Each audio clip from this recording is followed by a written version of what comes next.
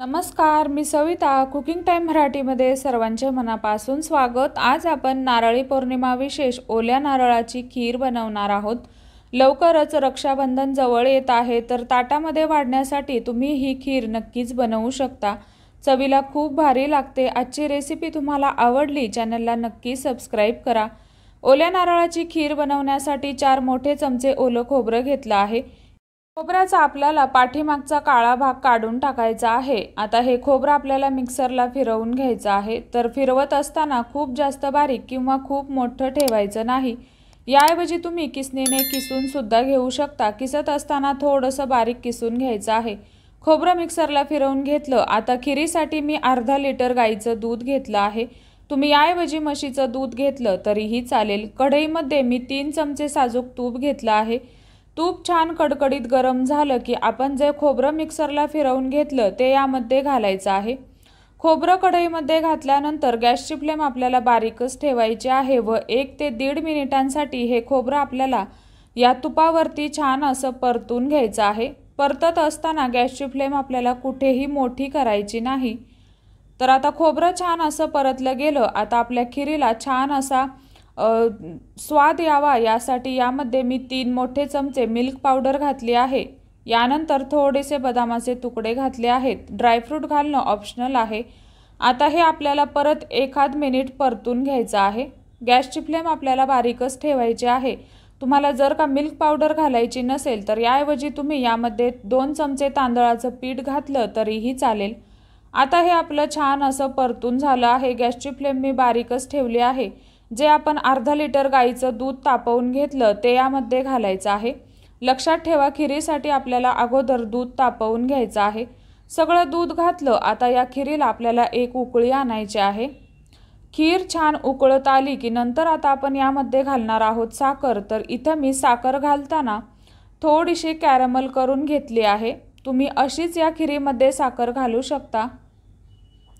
खिरीला छान उकळी आली। आता ही खीर आपल्याला साईडला उकळत ठेवायची आहे। आता नंतर आपण यामध्ये साखर घालणार आहोत। तर त्यासाठी गॅसवरती मी एक पॅन ठेवला आहे। आता या पॅनमध्ये आपल्याला साखर घालायची आहे। तर तुम्हाला किती साखर हवी आहे त्यानुसार तुम्ही यामध्ये साखर घालू शकता। तर गॅसची फ्लेम मी चालू केली आहे। नंतरच आपल्याला साखर घालायची आहे। साखर घातल्यानंतर ही आपल्याला व्यवस्थित अशी पसरवून घ्यायची आहे। गॅसची फ्लेम आपल्याला सुरुवातीपासून शेवटपर्यंत बारीकच ठेवायची आहे।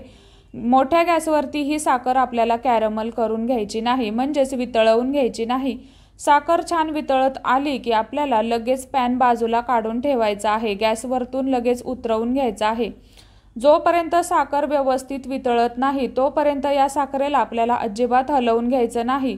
बऱ्यापैकी साखर छान अशी वितळायला लागली की लगेच चमच्याने आपल्याला ढवळून हा पॅन गॅसवरून उतरवून ठेवायचा आहे। आता यावरती लगेच मी उकळती खीर ठेवली आहे।